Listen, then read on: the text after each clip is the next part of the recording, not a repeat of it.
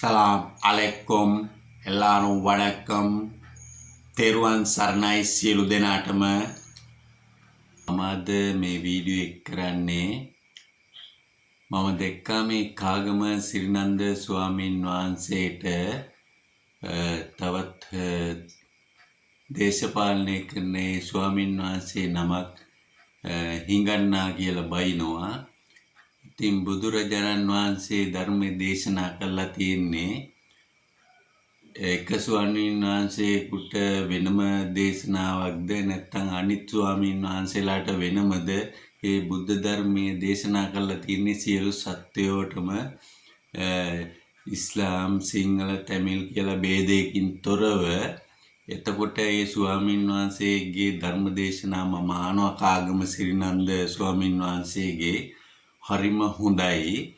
ඇයි මේ ස්වාමීන් වහන්සේට එහෙම කියන්නේ? ඒ වගේම තමා මේ කත්නෝරියේ සිරිධම්ම ස්වාමීන් වහන්සේගේ දේශනා ඒවත් ආනවා හරිම හොඳයි.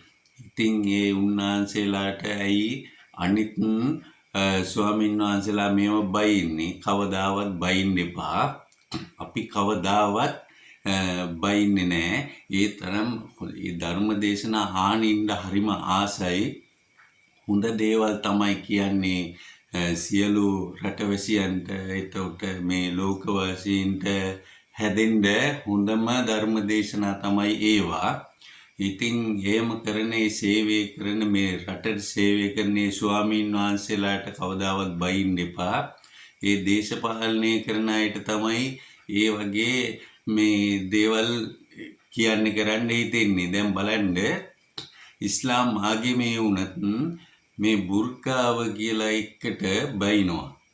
ඉතින් ඒක ඇදලා ගන්නේ දේශපාලනඥයන්ට තමයි. ඒකේ අවශ්‍යතාවය තියෙන්නේ. අපි වගේ සාමාන්‍ය මිනිසුන්ට අපිට තිබ්බත් එකයි නැතත් එකයි කාන්තා පාර්ශවයේ ඇඳුමක් තමයි. නමුත් අපිට අරාබි රටේ තියෙන ඒ සංස්කෘතිය වැඩක් නැහෙනි. මේ සිංහල බෞද්ධ රටක්නේ. අපි ජීවත් වෙන්න ඕනේ සිංහල බෞද්ධ රටක.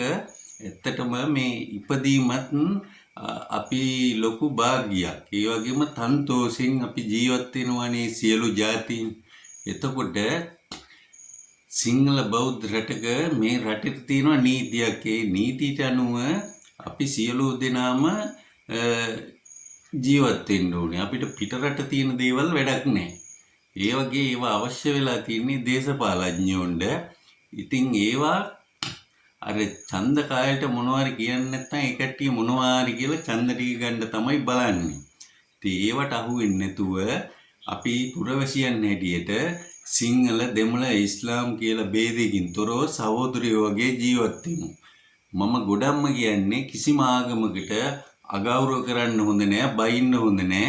ඉතින් අර වගේ හොඳ ධර්ම දේශනා තියෙන ස්වාමීන් වහන්සේලාට තමයි හිඟන්නා කියලා බයින්නේ තවත් ස්වාමීන් වහන්සේලා. ඉතින් එහෙම කවදාවත් කියන්න එපා. එහෙම කියන අය තමයි ඒ වගේ ජරා වැඩ කරන්නේ. එහෙනම් බොහොම ස්තුතියි.